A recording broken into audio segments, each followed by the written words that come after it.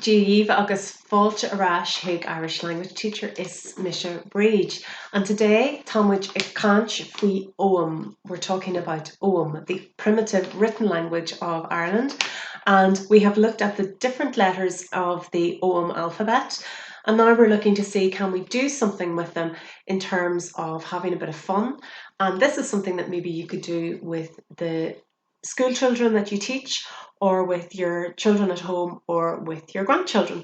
So what I have come up with is that if you have a spare shoebox or an empty box of any sort, could be a grocery box, just an empty box, but what we're looking for is something that you have this corner line that you can treat as an Ogham stone line that you can write your letters on. So remember, our strokes will either go to the left of this line, to the right of this line, or across the line, or in a diagonal. Now, it might be a little bit difficult to do a diagonal on something like a shoebox, but it'll show you maybe how difficult it was for our ancestors to write them on pieces of stone and carving out those lines on stone. So listen, what I have done, which I think is probably the easy way around it, is I've written out my name, Breach, in Ogham, and you can see that this is B or I D. So going from the bottom up, which is how we write in Ogham, B or I D. And I have chosen to use the dots or the notches for my vowel in my name, okay? Because to me, it makes it easier to differentiate between the letters. And I've also used different colors for the letters just to make it a little bit easier to see. Okay, so if you have your just line empty, and then you can write in your name letters just like that, and you can come up with your name. Then the easy way around it is to take your corner on your box and just tape it on. Okay, now I've just used the simple white label stickers to do that, but the line should run along the corner of your box, and that can make it a little bit easier to then maybe to do with children possibly. Okay, now this doesn't have to be your name. Obviously, historically, this is the type of thing that would be written on the Ogham stones, names, to represent territory or to represent maybe a grave marking, but you could use it to write anything. You could write something in Irish, like the word love, G-R-A fada, or you could write the Giadich for hello, or you could write a message in English. So whatever might be easiest for the kids to do, or adults, you can write a message and then get them to pass it on to one of their friends to decode, because it really is like a secret coded language, and they would have to figure it out. So it could be good crack. Now, if we try and do it without sticking on, it might be a little bit more difficult. I would suggest that you have a good thick marker that you can use.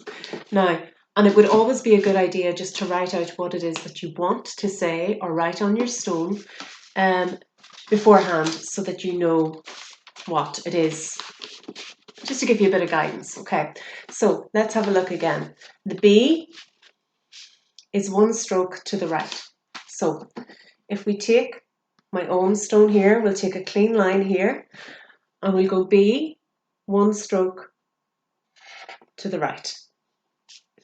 We can see that the or is 5 strokes going diagonally across the line.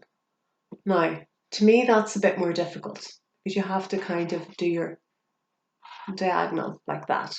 You kind of have to make it look like it goes across the line. So that's 2, 3, 4, and 5. And I think the easier way to do it is just with the paper. But you know, this could be a challenge for somebody as well. Okay, so that's our R. Then, like I said, the I is going to be 5 notches. I've chosen notches instead of horizontal strokes. Notches, I think, are easier. So we have to do a little circle. 1, 2, 3, 4, 5. So again, you can see it's challenging, but that's B or I. And finally, D is 2 strokes to the left. Now, obviously, our ancestors didn't have different coloured pens, and they didn't have stickers that they could prepare in advance and put their message on the stone. But that's what we can do with our cardboard boxes. So, like I said, that's 2 ways that you can do it. You can mix up what you write. You can use phrases or names in English. You could use your surname, your first name, or a little coded message in Irish. However, just remember, this is what 4 letters takes up space-wise. So the reason we don't have a lot in terms of written material in the Ogham language or in the Ogham script is because there wasn't really a lot of space. There wasn't a lot of space to write big, long messages, okay? That's 4 letters, a name. So imagine if you were writing Gia Ditch, it would probably take up the whole edge. Now, if you do run out, just remember you can turn your box and there's a new edge. You could continue your message.